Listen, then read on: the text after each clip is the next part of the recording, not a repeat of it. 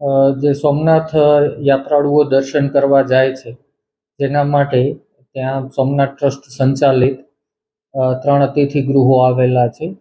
સાગર દર્શન અતિથિ ગૃહ, મહેશ્વરી અતિથિ ગૃહ અને લીલાવતી અતિથિ ભવન.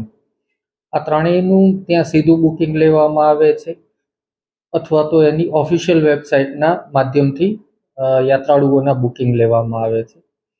આ અતિથિ ગૃહના મેનેજર દ્વારા અત્રે કરવામાં આવેલી એક અરજી અને અન્ય એક નાગરિક દ્વારા કરવામાં આવેલી અરજી ઉપરથી સાયબર સેન્ટર ઓફ એક્સિલન્સના પીઆઈ ગઢવી અને એમના વાયરલેસ પીઆઈ પ્રજાપતિના ધ્યાનમાં આવેલું કે આમાં કોઈ સાયબર ક્રાઇમ થઈ રહ્યું છે, કેમ કે જે યાત્રાળુઓ ઓનલાઈન બુકિંગ કર્યા બાદ સોમનાથ જતા હતા તો ત્યાં એમનું બુકિંગ થયેલું રહેતું નહીં, જેના કારણે એ લોકોને ત્યાં રૂમ મળતી નહીં અને અન્ય જગ્યાએ હેરાન થવું પડતું અથવા મોંઘા ભાવે રૂમ રાખવી પડતી.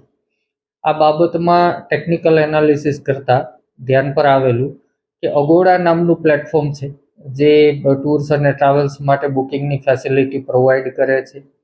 એ પ્લેટફોર્મ ઉપર આ જે પેજીસ રહ્યા, આ પેજીસ ઉપર પોતાનો નંબર નાખી દઈ અને નાગરિકોને છેતરવામાં આવતા હતા. આ ઉપરાંત આ ત્રણેય અતિથિ ગૃહની આશરે 4 જેટલી ફેક વેબસાઇટ ઊભી કરવામાં આવેલી હતી અને જેના માધ્યમથી બુકિંગ લઈ, એડવાન્સ પૈસા લઈ અને પછી એમનો ફોન બ્લોક કરી દેવામાં આવતો હતો, જેથી આ નાગરિકો સાથે અથવા યાત્રાળુઓ સાથે છેતરપિંડી થતી હતી. આ તમામ બાબતોનું ટેકનિકલ એનાલિસિસ કરતા ધ્યાન પર આવેલ કે આ સમગ્ર ક્રાઇમ જયપુર રાજસ્થાન ખાતેથી થઈ રહ્યો છે અને આ ગુનાના કામે ત્યાં જઈ અને સાયબર સેન્ટર ઓફ એક્સલન્સની ટીમે ઓપરેશન કરતા સચિન હર્ષાના, જે મુખ્ય આરોપી છે, અભિષેક ઉપાધ્યાય, રાજકુમાર મહારાણા પ્રતાપ, શેરસિંહ હેતરામસિંહ, માધવ ગુર્જર અને વિષ્ણુ રામ અવતાર, આમ 6 આરોપીઓની ધરપકડ કરવામાં સફળતા મળેલી છે.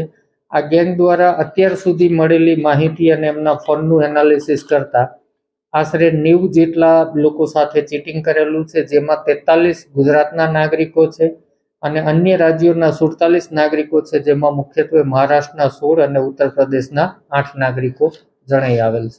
આપના પોતાના પ્લેટફોર્મ લલકારને લાઈક કરો, ફોલો કરો, સબસ્ક્રાઇબ કરો અને શેર કરો.